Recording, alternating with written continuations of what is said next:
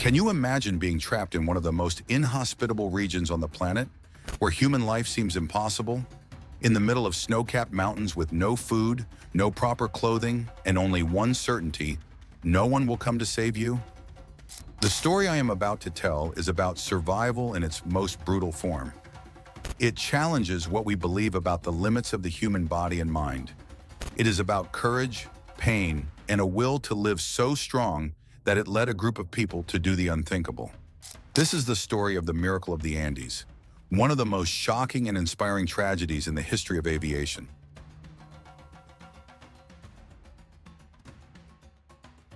It was October 13th, 1972. A group of young rugby players, friends and family, were aboard a Uruguayan Air Force Fairchild FH-227 plane. Their destination was Santiago, Chile, where they were to play a friendly match. The atmosphere on the plane was one of relaxation, jokes, and lively conversation. Many of these young men shared a friendship and a love of rugby, but what they didn't know was that they were about to face the greatest test of their lives. As the plane approached the Andes, the landscape below became increasingly treacherous. The weather was terrible, with thick clouds covering the mountains. The pilot, believing he had already passed the highest peaks, began his descent. However, he was wrong.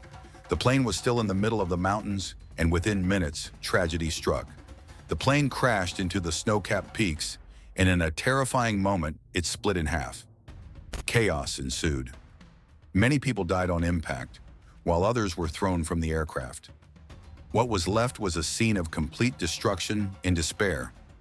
Imagine the horror of opening your eyes after impact and realizing that you are in an icy desert, surrounded by the wreckage of a plane. Adrenaline took over those who survived, but soon the pain of their injuries began to set in. Amidst screams of agony, the survivors tried to help each other, caring for the injured and improvising shelters with what was left of the plane. But there was a bigger problem. They were in one of the most remote places on Earth, with no means of communication with the outside world. In the first few days, what kept everyone motivated was the hope of rescue. They believed that rescuers would arrive at any moment. With each sound of a distant plane, their hearts beat faster, hoping that they would be found. But that hope soon faded. When they listened to a radio that was working on the plane, they received the devastating news. The search had been called off. To the world, they were dead.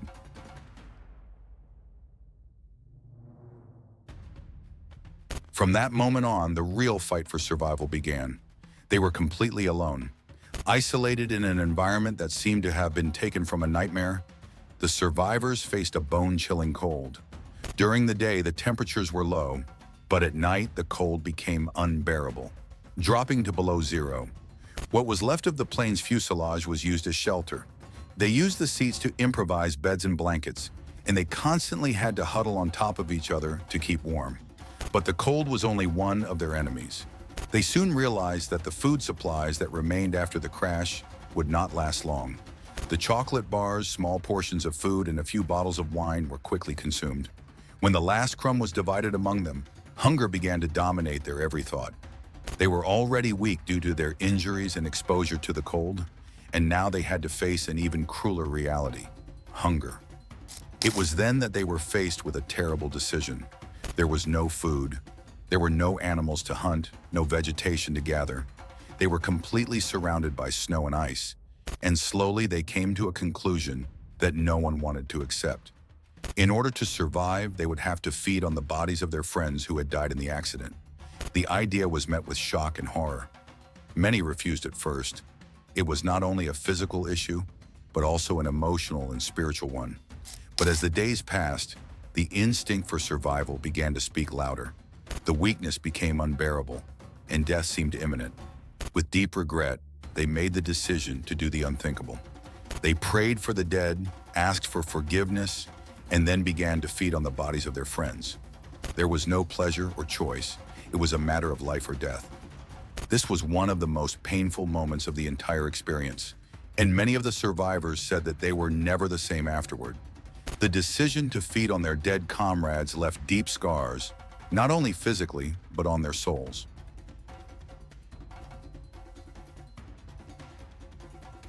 As the days passed, they realized that they were in a completely hostile environment. They were at an altitude of over 3,500 meters in one of the most inhospitable regions on Earth. Oxygen was scarce, and the biting cold was relentless. They faced constant blizzards, and their strength was dwindling with each passing day. They had to keep digging in the snow to find shelter and improvise clothes with the remains of the suitcases that had been thrown during the accident. But as if that were not enough, 15 days after the crash, nature decided to test the resilience of this group even further. An avalanche of snow descended violently on what was left of the fuselage, burying the survivors. They were trapped under the snow, fighting for every breath. When they finally managed to dig out and escape from the burial, they discovered that 8 more people had died. With each new death, hope diminished a little more. The group was rapidly shrinking. Many were already in a state of total apathy, just waiting for death.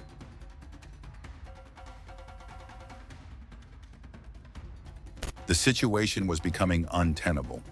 With each passing day, the number of survivors was dwindling. The cold, hunger, and wounds were taking a heavy toll. It was then that 2 of the survivors, Nando Parado and Roberto Canessa, made the bravest decision of their lives. They knew that if they kept waiting, they would all die. Their only chance of survival was to leave those mountains and seek help. Nando and Roberto knew that the journey would be nearly impossible. They were extremely weak, poorly dressed for the cold, and without any proper equipment. But they decided to take the risk anyway. With pieces of metal and improvised clothing, they began the journey that would determine everyone's fate. It was 10 days of pure agony. Every step was a battle. They climbed mountains, crossed frozen valleys, and faced conditions that would have killed anyone. The sun burned during the day and the cold was freezing at night. They overcame countless obstacles, often believing that they would not make it. But in a miraculous moment, they spotted a Chilean shepherd on one of the mountains. The emotion was indescribable. They had finally made it. The shepherd, initially confused, went to get help, and helicopters were soon sent to rescue the other survivors.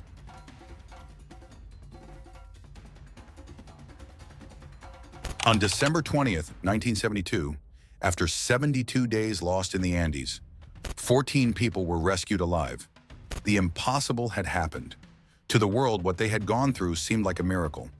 The courage, determination, and strength of these young people has been recognized as one of the greatest survival stories of all time.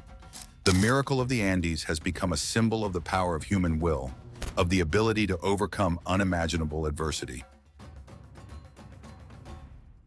This event makes us reflect on the limits of human endurance. How far can we go to survive? What sacrifices are we capable of making?